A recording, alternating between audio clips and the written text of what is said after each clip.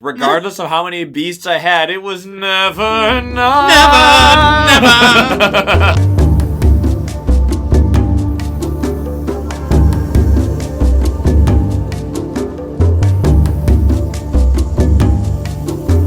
Welcome to the Kindred Spirit Podcast, a show all about the board game Spirit Island. Here we'll talk about analytics and strategies within the game, as well as a plethora of other topics that can be found within it. Today we continue our first impressions of the Jagged Earth Spirits now that we finally have the finalized versions of them and have played as each and every one of them. Here we go again. I can't wait! Yes.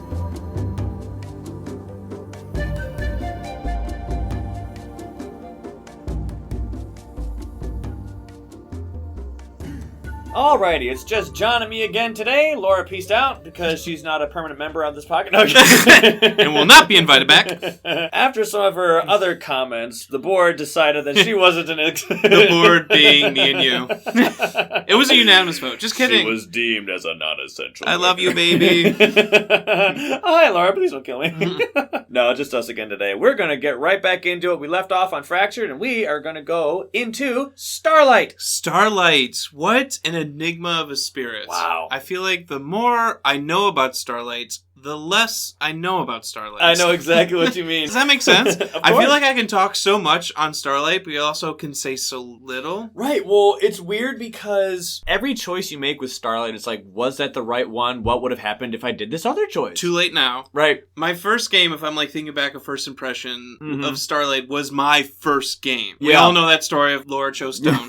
So I was, which was comedy, by the way. Comedy gold. So I was Starlight, and it was fun. Yeah. You know, just kind of overwhelming. This is a spirit you want to play over and over again. Yeah. I will say what my build was, because I think that's interesting. Yeah. Everyone does different builds. This is a spirit where you can actually have a build.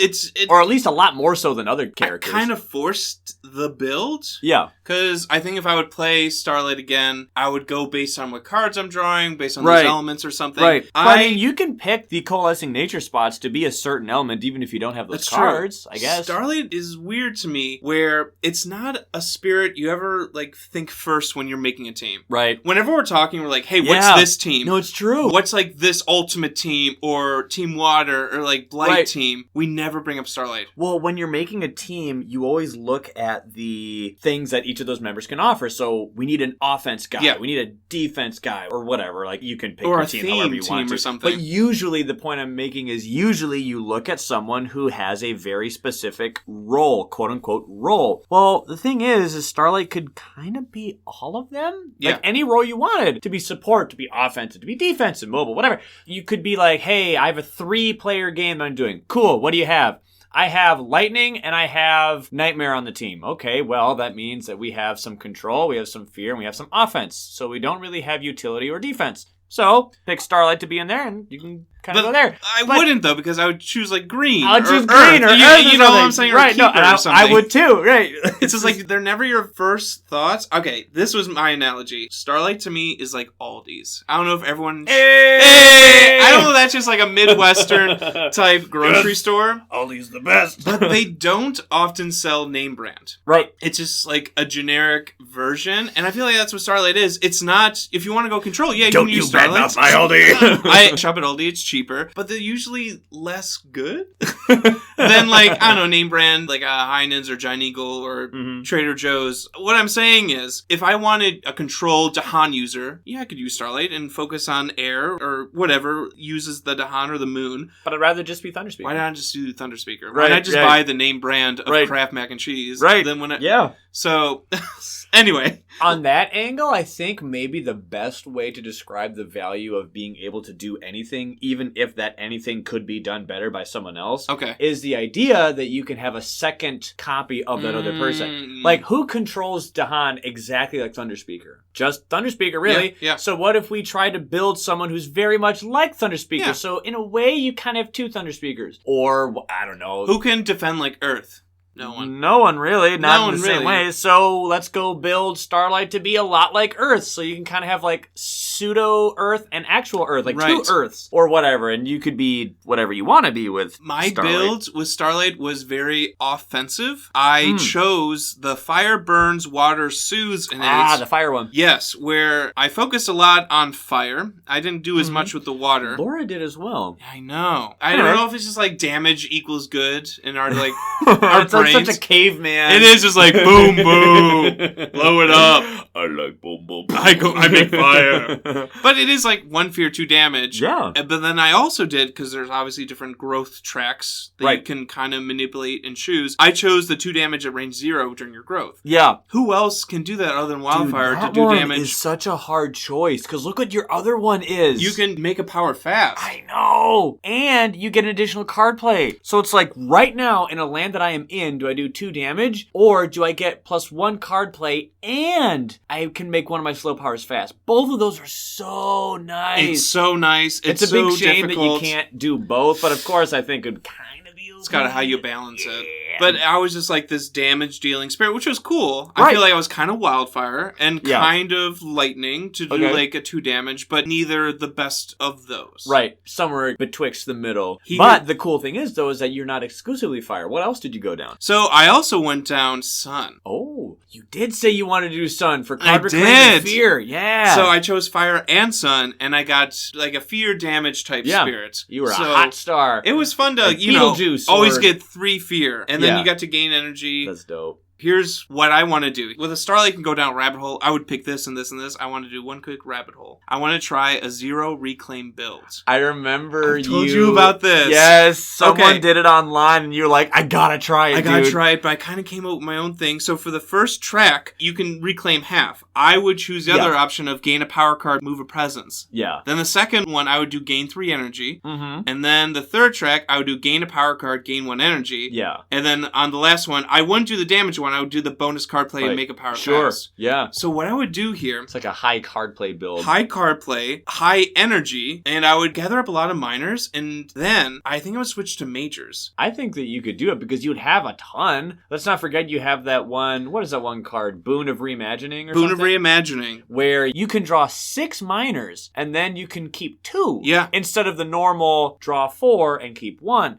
I remember in my game, I used that card a bunch of times, and it was really cool to be like, man, look at this fan deck. You know what I mean? I felt like I had like one of those Oriental fans, because like the cards in my hand were so spread wide. It was like one of those Oriental fans. And I was like, man, I get to pick 2 of these. This is like a buffet. I love it. Like, I think Thunder Speaker, I think in Reclaim, you get to like gain 2 power cards. Correct. When she reclaims, Thunder Speaker can get 2 power cards in addition to reclaiming the cards. Anyway, you can do a million different builds, but I think the next time, my second playthrough of Starlight would be the 0 reclaim high card play. And then once I build up this hand of minors, I'm going to start going to majors. Yeah. And then just see what damage I can do. Because if I choose the option of 1 extra card play, you also can make 1 power fast. Yeah. And many majors that deal damage are slow. The big ones. But if I could do like Briny Deep in the fast, that'd be really cool. Right. And Starlight can do 3 options for growth. It's crazy. Most spirits can do 1. You have a selection of 3, you pick 1. You can pick 1 of 3. Some spirits are, you can pick 2 of 4. Or something I love like that. those pick 2s. And then there's Starlight, you can pick 3 of 12. Like, what? Did you get overwhelmed with that? Honestly, as an experienced player in quotations, I would forget the third one. Yeah? I'd be like, oh shoot, I needed to do another one. I should have done like 2 or something. You know, I found myself doing 2, like, I need to do these 2. Okay. And then what's my third? It can be anything. Sometimes it was like, I really need all 3 of these. Most of the time, it's like, I need these 2, and my third one could be an auxiliary one on the side. Let's see, what growth option do I have unlocked that would just simply benefit me? Oh, gain some energy? Let's do it. Sometimes that looked like Reclaim 1 because you start with that. Sometimes it was just gaining energy because it looked like that. Or maybe moving around a bit because you can scoot. But yeah, it was addicting to do 3 growth options because I'm like, I'll do this, and I'll do this, and I'll do this. Sweet. I was trying to think of like a theme team. I think Heal Blight team. Because with 3 water, you can remove blights. You can be a really good blight vacuum if you do the water route. Pair this with like green, earth, and downpour. Right. There's going to be no blight in the islands. Especially if you go down the Reclaim 1 track. Oh, yeah. Like you do a growth option build where you can always reclaim some of your cards and get those back. That was one of the things that was so cool. Usually some characters can can get caught in a reclaim loop where you have a really cool card. You're like, man, this card or these cards are awesome. I want to use them all the time. Over and over again. Right. This is the basic struggle with Lightning players, is trying to avoid the infamous reclaim loop. But one thing that was cool for me in my game that I will talk about in a little bit was, since I was basing my turns off of 2 actions for my growth, I always had 1 growth action left to maybe get some of my cards back. And so every now and then I was doing like reclaim loops. But it was fine because I was basing my turn off of 2 actions and always using the third to get some cards back. This is the one spirit that can get away with a reclaim loop without a penalty. Right. Ignoring all the other spirits in the game that perhaps have a reclaim 1 or 2 on their tracks. But it was so cool to grab a cool card or cool cards and to constantly, well, I'm going to get it back. And get it back, and get it back. And seeing how I'm always getting these cards back, if it's a card that I like that's giving me the elements I like, I'm always hitting my elements. If you choose the if reclaim, you did go down the water route and you were doing, let's say you're basing your strategy off of a budget of 2 growth actions each turn, then that third one can always be on reclaim, and you could always get your water cards back so that every turn you are always removing blight. I think that'd be a really strong strategy of this build of a spirit. Let's see. If you said team blight removal, my first thought goes to Earth. Earth was my first one to come up. It's Earth, Keeper, Green, Downpour, and maybe Starlight. Yeah. Because Green can get rid of Blight, although him probably the least easy because he has a high level innate for a second one that he has to get to. But upgrade so fast. You get upgrade so fast, it's doable. Yeah. Keeper can get rid of Blight, but on specific lands, but it's one of his starting cards, so he has access to it right away. Earth, of course, I don't even need to talk about Guard the Healing Land. In my opinion, that is the best blight removing card in the game. And a good defend card. It's a great defend card because it does both defense and blight removal, but it can go in any land.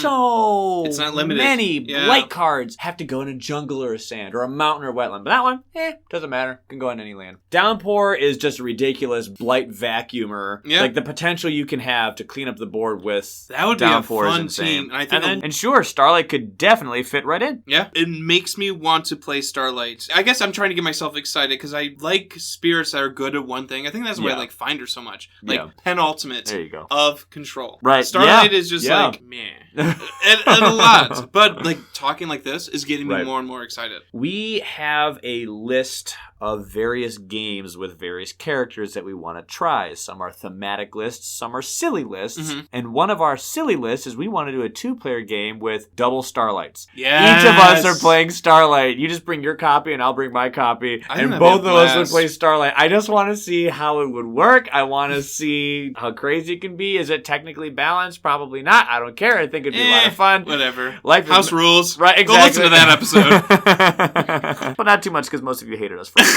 No. We've changed. And anyway. I do want to do Shifting Memory Starlight game. Yes, that would be cool because Shifting Memory can bank elements and he can shuttle past Starlight some of those elements. And since Starlight can make use of many of those elements, that could be really cool. It'd be like we talked about this Sage Master teaching this new apprentice. Yes, like one of those Samurai Ronin movies. One card I liked a lot in the beginning of the game was Peace of the Nighttime Sky, where they don't ravage.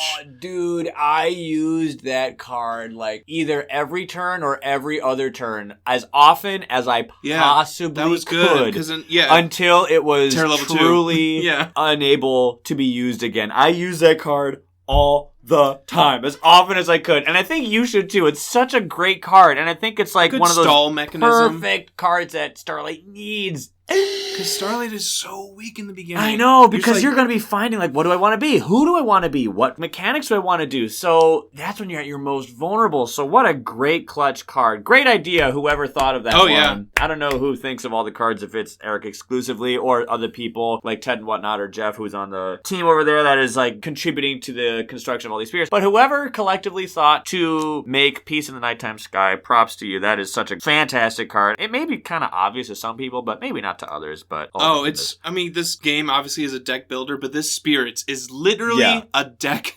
building spirit where you start off with nothing and your cards either stall or you get more minor powers. Right. So just for the purposes of clarity and mental refreshment of what does Peace of the Nighttime Sky do, for those of you who perhaps may not know of this card, or maybe you just forgot what it did. It's a fast 1-costing card that says if the terror level is 1, invaders do not ravage and target land this turn. I think that is so incredibly helpful because you can stop a Ravage early game, which would be so very blight nice. or something. Yeah, and don't you lose can, to Han. Right, and on the arcade style board, they're always attacking you in 2 places. So this means that so long as this card is in play and you keep playing this card, you only have to worry about 1. To me, in my game, that was like so it's very helpful. clutch. Yeah. Fun fact is you may repeat this power, but if you do so, you forget this power card and you gain a moon element. So I never did that. I did on the final time. Oh, I should have. Because that one's like, it's been helping you, it's been helping you, it's been helping you. Then you can repeat the power, and on an arcade style board, they're always attacking you in 2 places with normal rule sets. Obviously, I understand if you're going up against an adversary or there's an event that makes them Ravage twice. I understand that this card won't be as strong in that situation. But point being, you can stop 2 Ravages for the final time you use this card. That's smart. So it's like one of those, hey, it's been great, have fun, and while I'm on my way out, I'm gonna like double my effect. All right, so long, which is really nice. It's been holding your hand this whole time. So this card is like the parent that's guiding the child on the bicycle that has training wheels. And then when this card goes away, it's like the parent letting go and like, all right, you have formed. You have formed. Get out there. Go get him, buddy. It's encouraging you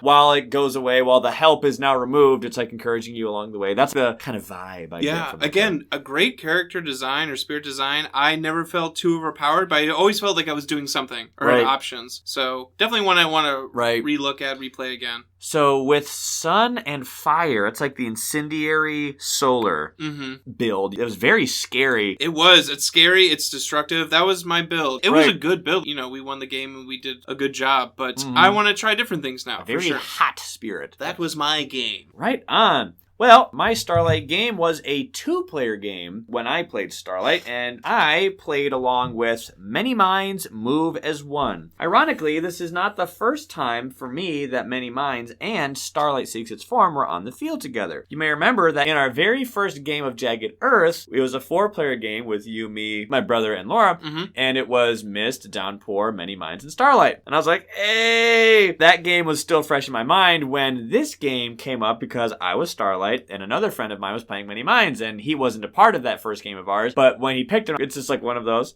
hey, this is kind of like a fun coinky-dink, you know? Anyway, so it was a 2-player game with Many Minds, so that means that Many Minds is kind of like a action-stopping defender, and Starlight can be anything. So I'm like, well, maybe I should probably go, let's do maybe control, offense. Like, this is where my mind was thinking, because I'm like, well, control is... Is it overwhelming at first? When I first look at the board, and I'm like setting up my presence pieces, I'm like, what am I getting myself into? I can definitely see that. Recently, in real life, I've started to try to say yes to more things. Okay. And I've noticed that to be decisive in a lot of things is very beneficial, where it's like, all right, this is happening. I'm just going to do this. Go for it. And you learn whatever lesson and move forward. So when I saw this, I could definitely see the whole, what am I going to do? What am I going to do? I think my high school self would look at this for like 30 minutes and not do anything. Yeah. My adult self would be like, my gut says this. I'm going to go for it. I had, like, in the back of my mind, but what if that's the wrong choice? I'm like, I don't care. I'm going to go for it. Okay. So for me, I looked at this. I looked at it for about maybe a minute or two. I was like, okay, I'm looking at my options, looking at my options, looking at my options. Okay. I'm going to do this one. I'm just going to go for it. Let's just go. See what happens. Let's see what happens. I like that. So, by the way, I had a comment in my mind that I forgot promptly when you were saying, if you did your no reclaim build, I'm like, you're basically Trickster in a way, you know, very random, random, constantly getting card play. So anyway, back to my game. So when I looked at my board, I'm like, well, we have control covered and we have fear covered and some defense covered. In my opinion, defense is something that can always be spammed. Like, that's not a bad thing if you have that one spammed. Oh, yeah. Fear, if fear is spammed, it's like, well, we don't necessarily need 3 fear guys. Like, yeah, it's possible, but fear, when your character is a fear guy, you're really starting to lack in a lot of other things if that's all your team is, because offense is really important. Defense is really important. Control is really important. If it's only fear, basically just sprinting through the fear deck, hopefully to win before you blight out. Basically, whenever I have a fear guy on the team, I'm thinking, as far as offense, defense, and control, the team is a bit weaker because of this fear guy. So we're going to have to find this unique dance we have to play with this game. But since he is here, we're going to have to do this unique dance a little bit shorter than usual.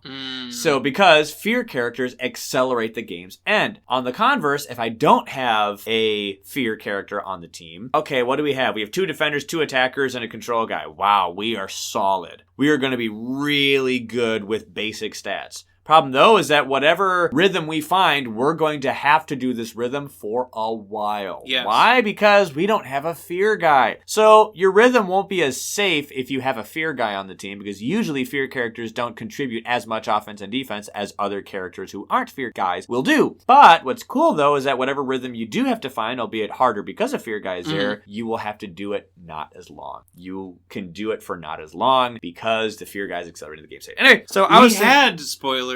Or a sneak peek, we had a fear game of Mist and Shadows recently. Oh, yes. And that went pretty well. And I don't want to get too much into it. That was a lot of fun. That was a lot of fun, but it seemed to work out well, but Mist does a lot. You asked me, why are you liking Mist so much since you like Defenders? And at the time I said, well, Mist reminds me a lot about Green. And, it's true. It's still true. But I was really thinking about that question because it does seem kind of weird. Like, he is so not like Just all my other guys. Yeah. I think the idea of having a fear guy that is a little more involved than usual when compared to other fear guys was for some reason really intriguing to me. And I love the mobility. It is kind of weird, even self-reflecting, like I'm looking at all my favorites and they're all defenders. Yeah.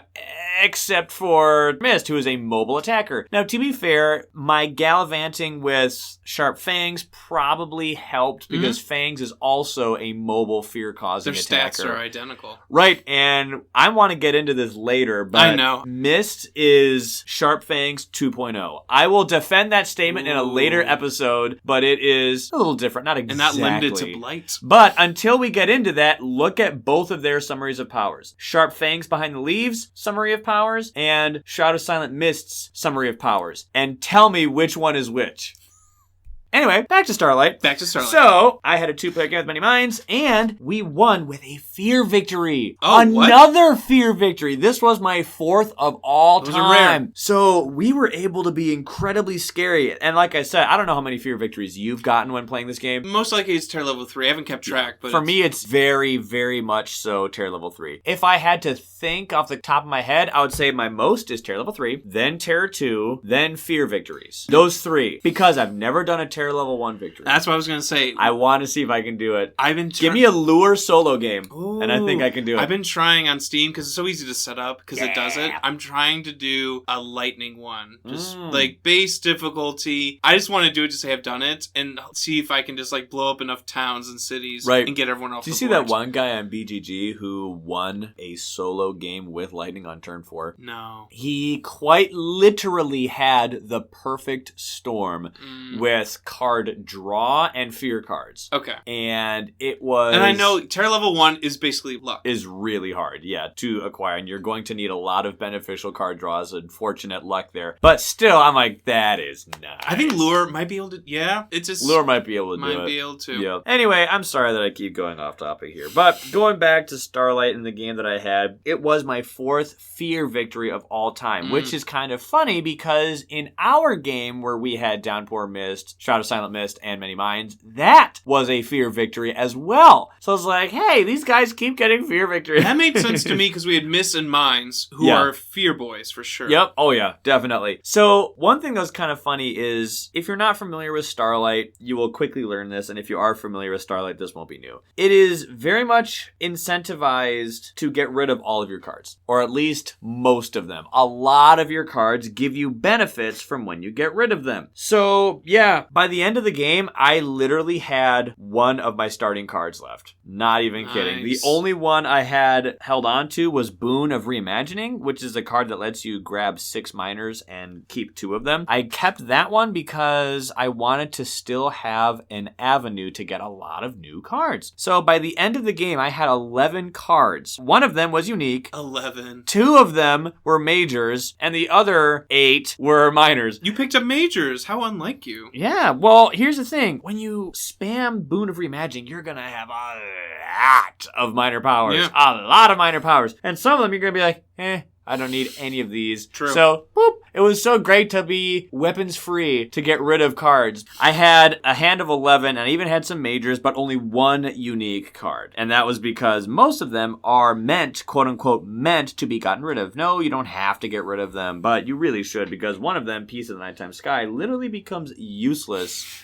I know, it was just in my hand. I'm like, I can't get rid of it because we're past our level 1. I Right. think I played it once you can for the play elements. It for element. Yeah, it was, but for 1 energy. Oof. Yeah, there's only 2 uses I can think of. A, the element, and B, if someone played a card where it's like, oh, target spirit gains energy based on how many cards they played this turn. That's a good point. There's one. But that's really dumb to keep that card. Just get rid of it. It's meant to be gotten rid of. So, anyway, I spammed card draw as often as possible. Okay. The more flexible the spirit, the more I'm like, get me new cards! Just, I need them so bad. So when I hear flexible spirits, I'm thinking of Shifting Memory, I'm thinking of Fractured Days, Starlight, more so than most other spirits. I'm like, I need new cards. Yeah. And so you have more choices with more cards you have. Although that goes a bit further with Starlight, because not only do you have more choices, you can do more innates with different elements. And of course, if you want a certain build, you can look for those specific elements. For me, as far as my build, I actually went down the mobile route. Okay. And one of the reasons why was because one of my early cards that I found was Steam Vents. Ooh. And I just played a game not long ago where I played Downpour, who is also a mobile spirit, who made great and effective use with that very same card since it has a range 0 requirement. You've been loving the mobile characters. I wonder, like, if you go back There's to like Earth, a hidden subconscious, would you like, be bored if you went longing back? maybe, I don't know. Would you be bored if you went back to Earth and one of the... I don't know. Well, here's the thing about mobile people. I treat them as if they're stationary dudes until I dramatically need to not be there or something. Okay. And so basically I play as if I'm not a mobile guy, except for the times when I do.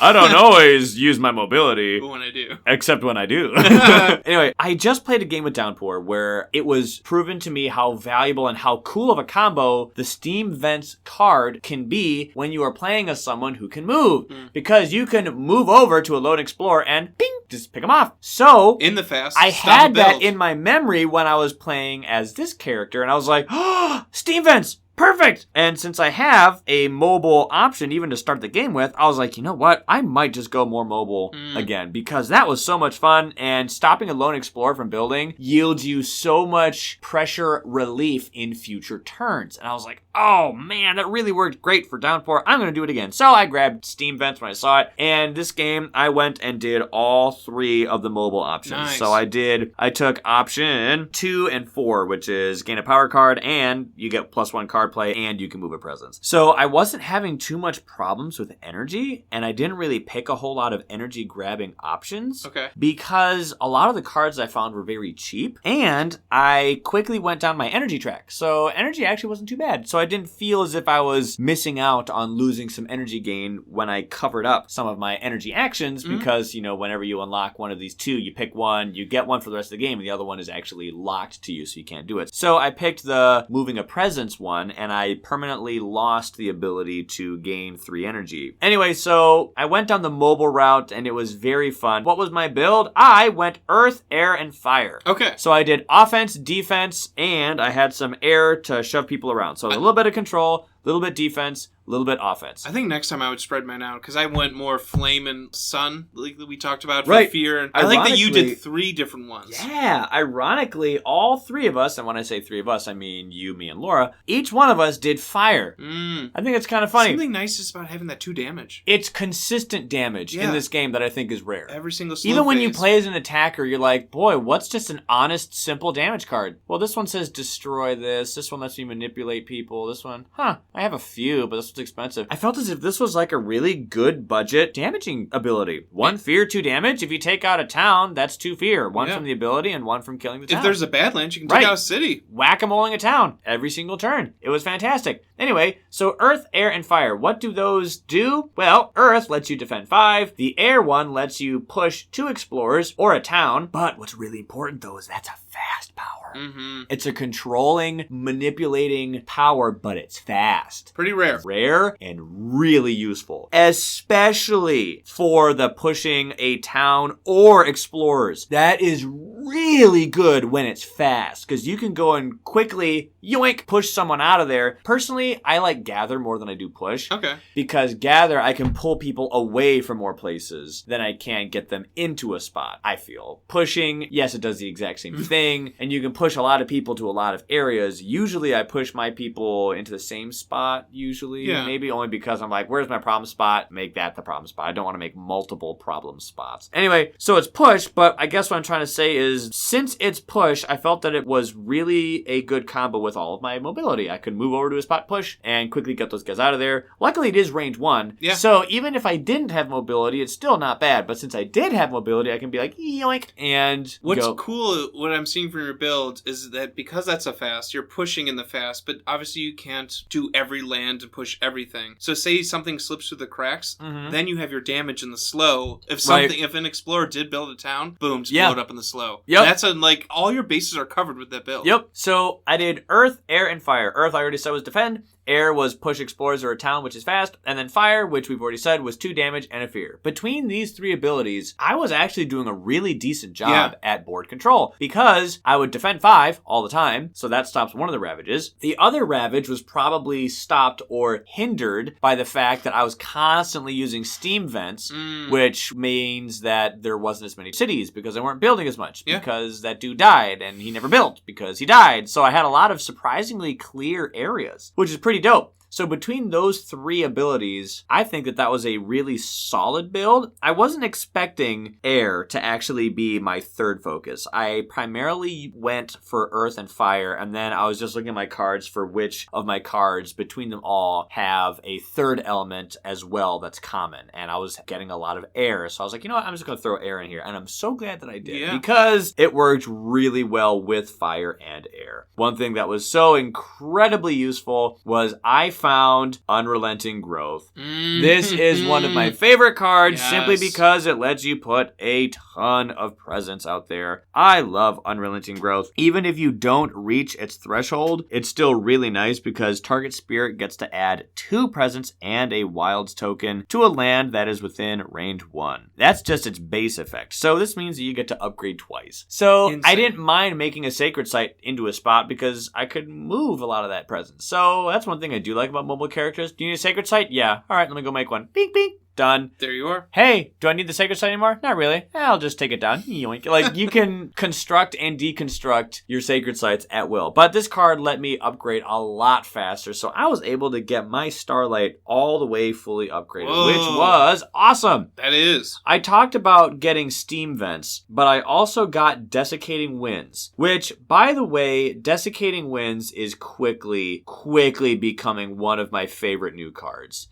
I know I've said that before, but Desiccating Winds is so fantastic. That is the card that says it can only go in a mountain or a sand, but if target land has a Badlands, 1 damage. Then add 1 Badlands. The thing that's so cool about this one is you can do damage and you spit Badlands with it. So at first it does no damage because it says do 1 damage per Badlands. But if there are none, then it does nothing. But then at the end you add a Badlands. What's cool with this card is that it gets better the more and more times you use it on the same land. Because then if target land has a Badlands, 1 damage, which is 1 damage, but there's a Badlands in there, so it's actually 2. Then you add a Badlands. Next time you do it, it's 3.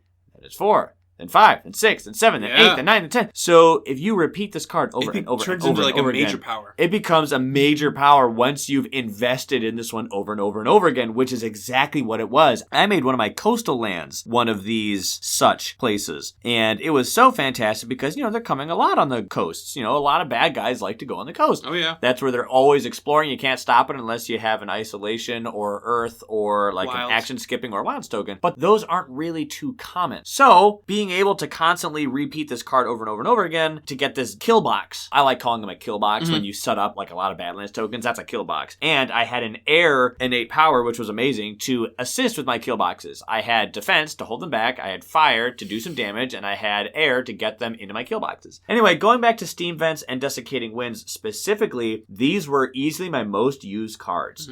Because you were reclaiming a lot, right? I was reclaiming a lot. One thing I already said a little bit earlier was basically I was basing my turn off of 2 growth options. Then my third was usually my flex. Okay. I was like, let me do this and let me do that. And so every now and then I would do reclaim for my flex action and just get all my stuff back. Anyway, both of these cards, Steam Vents and Desiccating Winds, each give me earth, air, and fire. Yes, they give you some other ones, but I was always getting those ones because each of these cards had all 3 of those. I already talked about how mobility and Steam Vents paired wonderfully, but when I went to my coalescing nature spots, I picked 2 of them to be earth, 1 of them to be air, and 1 of them to be fire. One thing that was so crazy, guys, was because of this, it was ridiculously easy for me to go and trigger those 3 innates every single time. The air innate, the earth innate, and the fire innate. After turn 5, I was able to trigger those 3 innates every single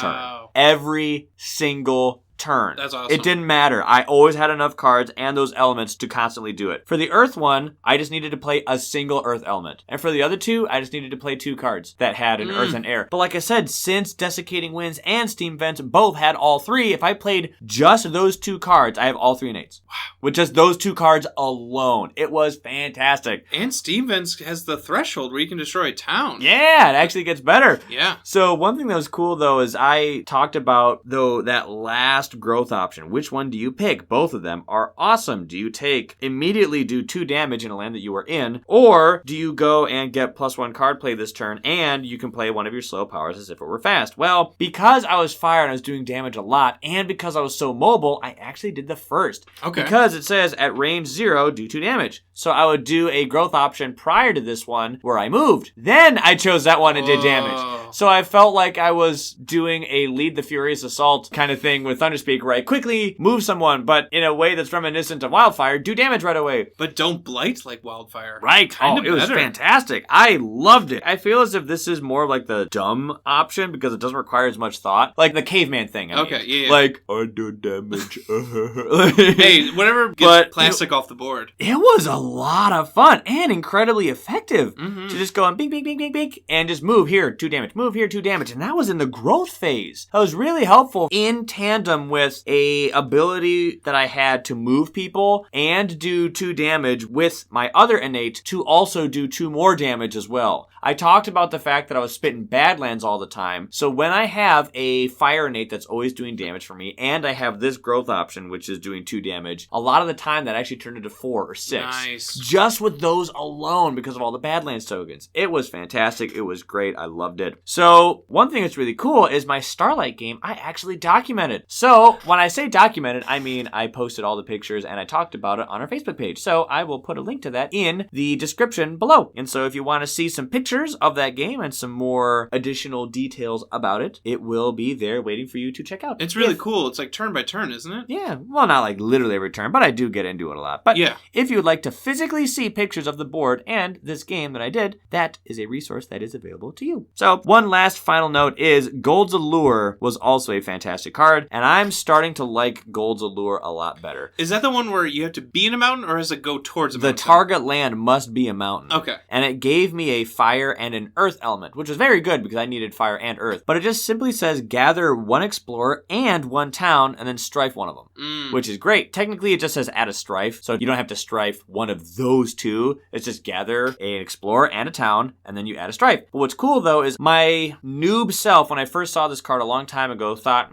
pulling people to a mountain, it's not so good. I don't really like this card because I don't really want to push people. It's kind of really specific and whatnot. I kept forgetting, though, that when you gather people, it can be from any adjacent land, not the same one. So that could be multiple lands you're pulling from. And if you have a central mountain, I'm starting to like this card. And as I've gotten better with the game, seeing how it's free, it's 0 energy, and you can keep automatically grabbing Strife, which is really nice. So you can make a mountain into a problem spot if you want, but you Strife so many of them that's not really so bad. So that was one of the spots that I had used Desiccating Winds, because Desiccating Winds can go on a mountain. Nice. So I kept grabbing people in with Gold Allure, and it can move towns, and it's a free card. Yes, it's slow, but what's cool though is that it can do both explorers and towns. So it was really useful for me because I'm like, oh, grab this guy. Oh, grab this guy. Between my air innate power and Gold's Allure, I was able to keep a lot of places completely clear because of the fact that each of these cards, in their own way, moved towns and explorers. Now, I know that your innate is or, you choose or, but I'm saying that you have the capability to do both, and as a result, I was actually able to have a lot of clarity on my board as a result. It was really cool. So, anyway, that was Starlight, Seeks Its Form. Strong build you had there. I liked it. I kind of want to try it again, only because I want to see how viable it is. I did get really lucky, though, with a lot of my cards. Not gonna lie. But because you're drawing cards so much, that luck might just continue. That's true. Especially if you're drawing 6. And luckily, that piece in the nighttime sky is buying you time. And time is what you need to go and grab new... Yeah, to build a hand and get more stuff. So, anyway, on to Many Minds.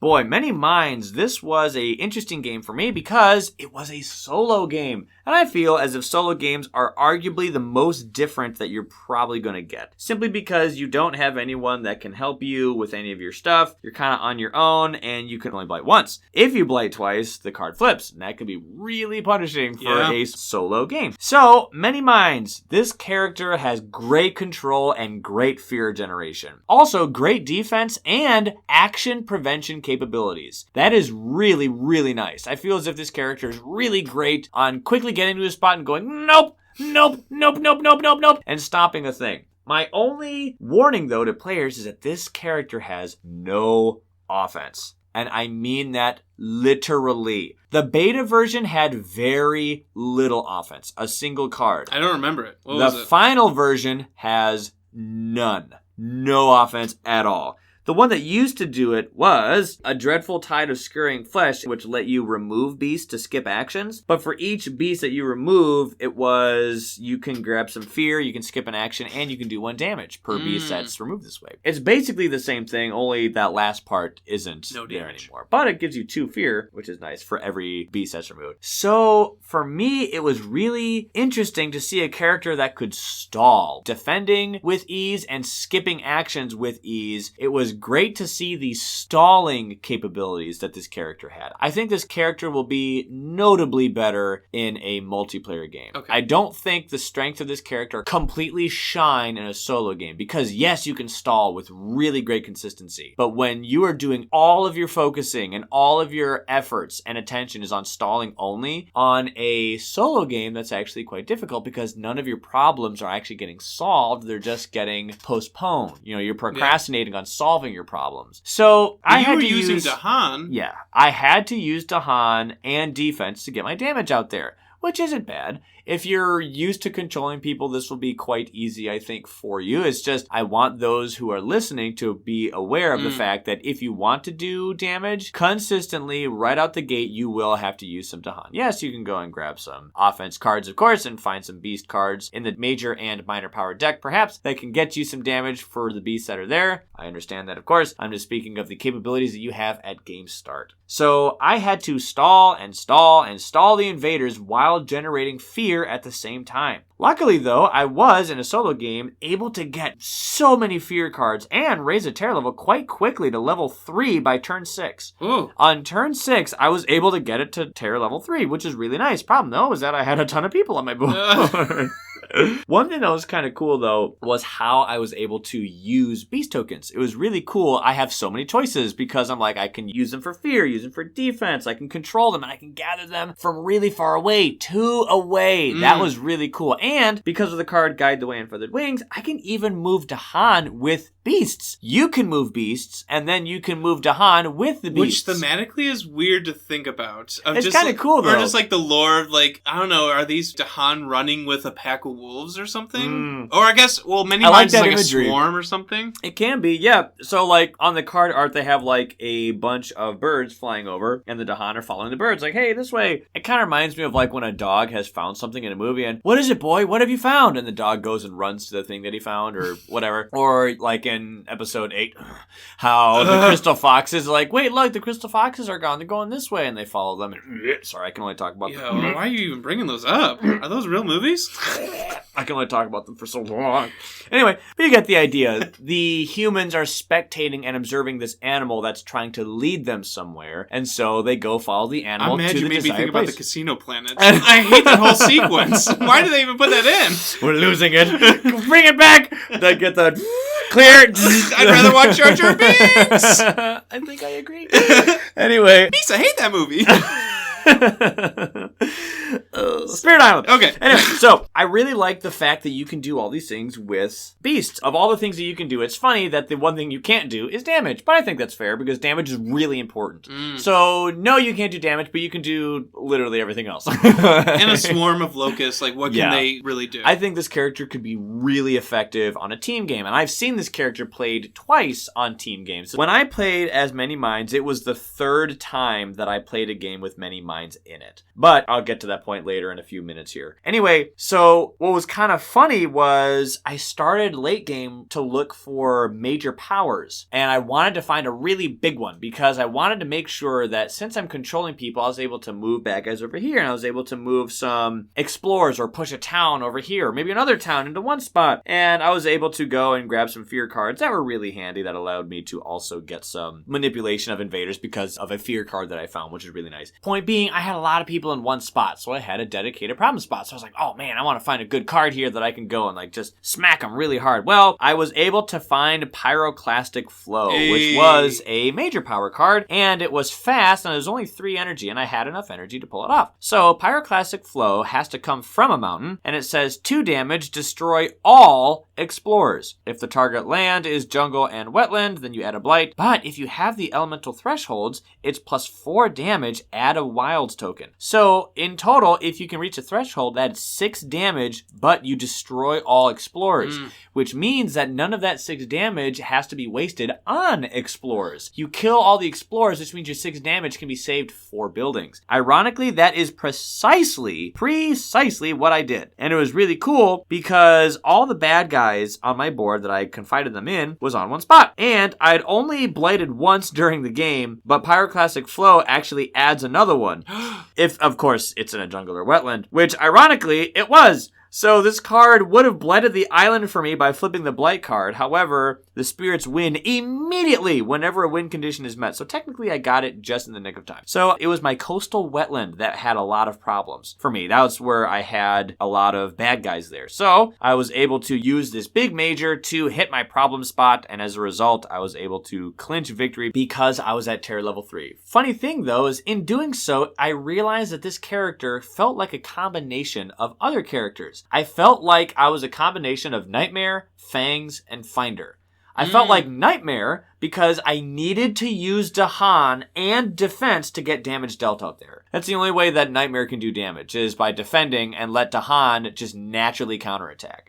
I felt like Fangs because I was a fear-generating beast user. That is exactly what Fangs is doing. But I felt like Finder because I used control to stall the game the whole time until I found a heavy-hitting major. Granted, I also had to use defense during the game, not control exclusively. But I'm saying I heavily used control to stall the game. Yes, in tandem with defense as well. And I know that Finder likes to find defense cards as well to help out. Oh, yeah. So definitely. In that way, I felt like Finder because I had to stall the game until I could collect people into a big group and then just find a big knockout punch card to just boom, hit everyone. So in my experience, Many Minds, in my opinion, has a tendency to blight just a few more times from the 3 games I've seen. It might be related to the inability to take the invaders off the board consistently. Okay. I think this particular statement of mine is more prevalent in a solo game because, like I said, if you have a 2-player game, at least you have another guy to do the damage. When I played as Starlight, my buddy was playing as Many Minds. So while Many Minds was going and stalling people, Starlight in that game was going around and going fire crazy and destroying stuff. So yes, we had one staller and fear collector, and the other guy was being a damage dealer. So it actually kind of yin-yanged just fine. Here, though, I didn't have that yang, so I was just kind of like, quick, find something. It's doable. I'm just saying, I think you should take that into account when you're playing this character solo. One thing that's interesting, though, was one thing I mentioned a few minutes ago was that this is the third game I've seen where Many Minds was participating. This time, of course, I was playing as Many Minds. Yeah. But I've played in 3 games with Many Minds as a part of those teams. 2 of those 3 games were Fear victories. I think that's something that should be taken note of. Even though I've only played 3 games where Many Minds was a part of, 2 of those 3 games were Fear victories. I'll do you one better. When I played Many Minds, also a Fear victory. Was it really? Yep. How often do you get Fear victories? Man. Because I can remember that the number of times before Jagged Earth is 2, although I can't remember what my first 2 were. I want to say but under all 20% I know is, or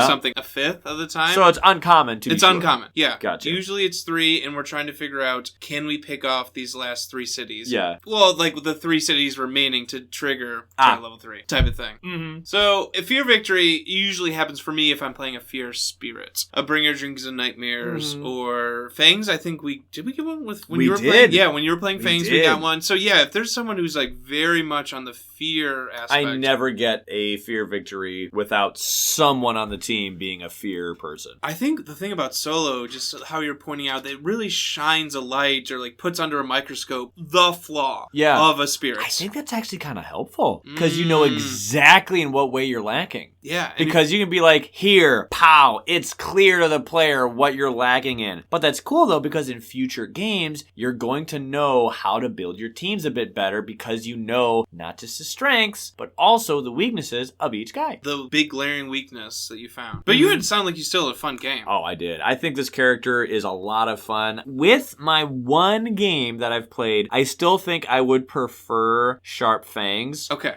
With that being said, though, I think that Many Minds might be able to do a few more things, though. Like, has more choices to do more things. It's just those things won't be as consistent as Sharp Fangs, because Sharp Fangs commits to fewer things, but can do those things really well. Really consistently from turn to turn. Ranging Hunt is an innate that can be done every single turn. And I think it should be within the Sharp Fangs player's budget, so to speak, and gameplay style to endeavor the best you can to trigger that innate. I can't wait till we like analyze Sharp Fangs. Oh, I know. I can't wait to get into our analysis. In our intro, we always talk about strategies and analysis, and yet we have technically yet to do so. I think this right here is us talking about strategies. I know. We do a little bit of strategies along the way, but I'm talking about one episode to one guy. Bam. I'm agreeing with you. That's what I'm saying. Yeah, I can't wait to just get to one character. It's going to be a good one. Yep. I'm going to do a lot of... I have some pushback about the blade restrictions. And I have loopholes to get around them. Which, I don't know if we've talked about like that. I can't wait for you to discuss your little dance that you do for the loophole. We can actually demonstrate why we're actually good at this game. No, okay.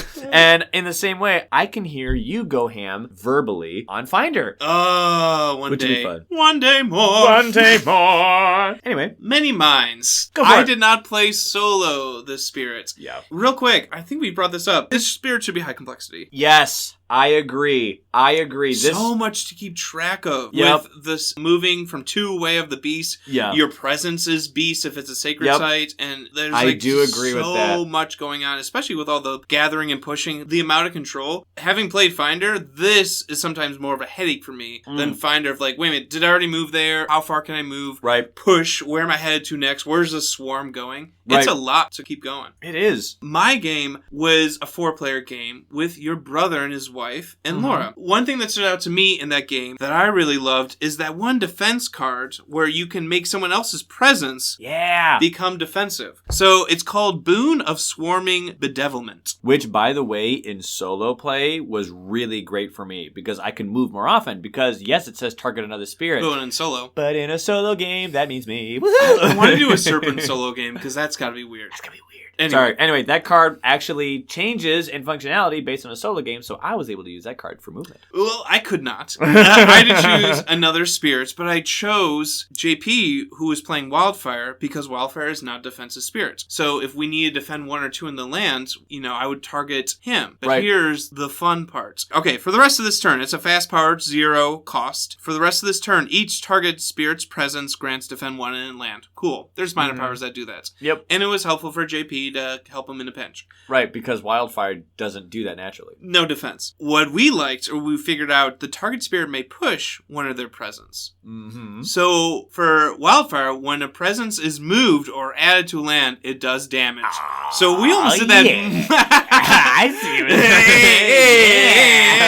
saying. We would blight it. Yeah. but we would take out the town. But don't worry, Laura's playing Downpour, right? Yes, and we were sucking up all that blight. So but it actually worked great. It was a cool thing where at first we were doing like, okay, we need to defend too. JP has a sacred site here. We're fine, Yeah. But then I'm like, oh, this can push. And we realized that with the pushing, we could do damage, just making Wildfire that much stronger. Yeah. I guess the major thing, like you said, playing with a team, I was just able to defend and help other people defend. Yeah. And I didn't see as much as that limitation of offense. Right. It's not going to be as clear to you because you're on a team game. I'm playing with 3 other people. Yep. So the major thing that stood out for me is, you're spitting out beasts so easily. There's literally one card that can spit out 2 ever multiplying swarm at 2 beasts. Yep. Simple as that. You're just adding beasts. Yep. I get to spit them out, move them around. We played with an event deck, and almost every single event was using beasts. Yeah. Where it was causing fear or doing damage or pushing people. In my experience, when I'm playing as a Strife or a Disease user, I get the events that use Tahan and Beast. No! But then when I'm a Tahan user or a Beast user, I always get the events that use Strife and Disease.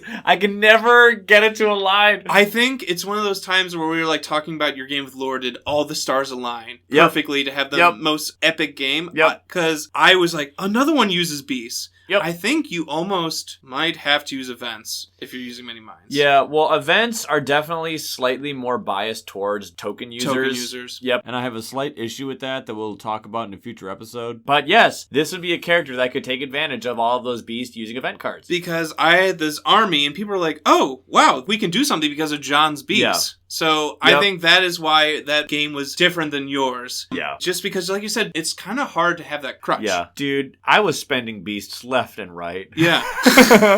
I never felt like I had a ton on the board because I was constantly sacrificing them. Oh, no. Well, when you're alone, I'm like, I have to. I was adding them in my growth, in my card play. More. I felt like Jenny Lind. Regardless of how many beasts I had, it was never enough. Never.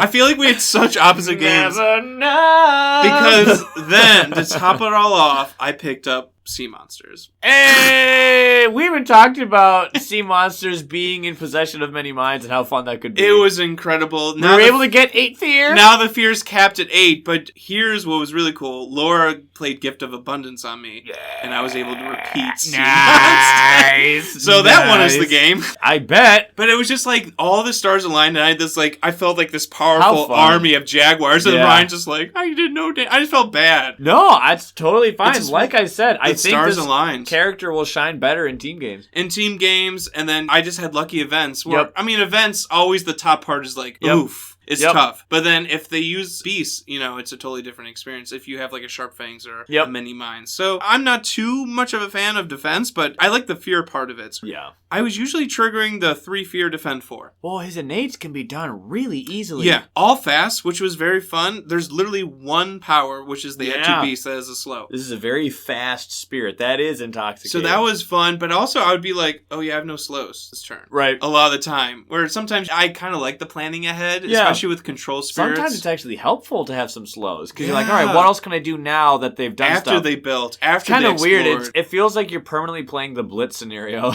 Yeah, and it's kind of tiring for me. Yeah, I don't know because it's all at once. Yes. It's all in one phase. You got to do all of your stuff. I like that planning ahead or like the in-between, and sometimes you just got to see where the dust settles. Right. I wonder if this character would feel different if other characters let him do fast power slow. Because there are a few ways to make fast power slow. I'm just wondering how this character's strategy might change just a little bit. How did you feel on like some of the doubles? Because it has the double 3, and I feel like I got stuck there on the card plays. When you say double, you mean when your character would upgrade and you're like, all right, cool, I can upgrade and improve one of my stats. I feel like I got stuck on 3 forever because I'm more of a top track leaning person. And you whatever it was, energy or card play, it didn't improve when you upgraded, stayed the same. Yeah, God, I hate it. I hate that, yeah. So I think that was my big thing, but it was a super fun spirit to play. Like you said, it's just so much movement, and you like movement, and hearing you talk about movement is just really fun. What I did is I went to 3 card play, and then I did energy for the rest. Okay.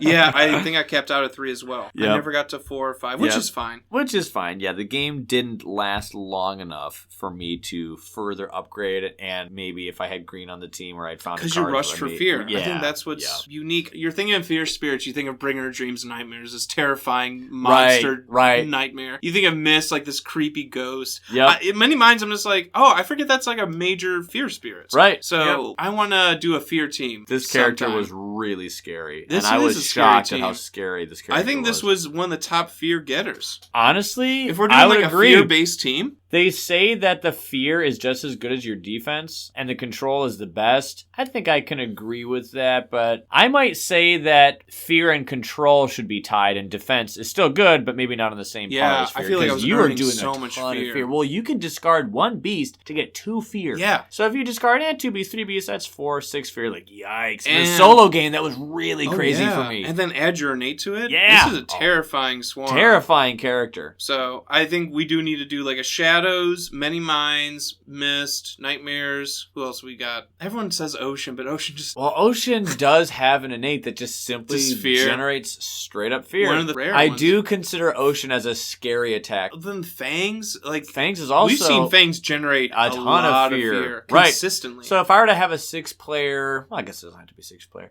If I were to have a fear team... Yeah, Mist, Shadows, Nightmare, Fangs, Many Minds, of course. Bringer. I could throw... Did you say Bringer? I think I did. I just call it Nightmare. Okay. Not Bringer. Whatever. Boden, whatever. But yeah, those 4 at least. You have to have Nightmare, Mist, Shadows and Flame, and these 2 guys. By these 2, I mean the 2 beasts using characters. Scary bunch. With Many Minds and Sharp Fangs. And so for your 6th, throw in Ocean. There you go. Mm-hmm. That's a lot of fear, people. And there also is control in there too, because this character is fear and control. Nightmare is fear and control. Mist has fear and control. That'd be a good team. Yeah. And so if Ocean's there, let's shove them all to the drink. Yep, more fear. Foreboding Shadows can move people as well, which could be pretty cool. One thing, though, that I forgot to mention was my game with Many Minds was also documented on our Facebook. So I will go ahead and put the link to that one as well. So, anywho, there you guys go. Starlight seeks its form, and Many Minds move as 1. Our opinions on them now that we've played as them from the finalized version, in comparison to the beta versions, I mean. So,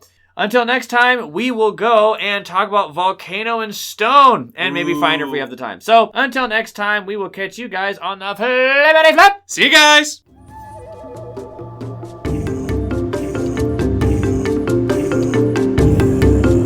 Thank you for listening to this episode of the Kindred Spirit Podcast. We appreciate you taking the time to do so. Feel free to visit us on our Instagram and Facebook page.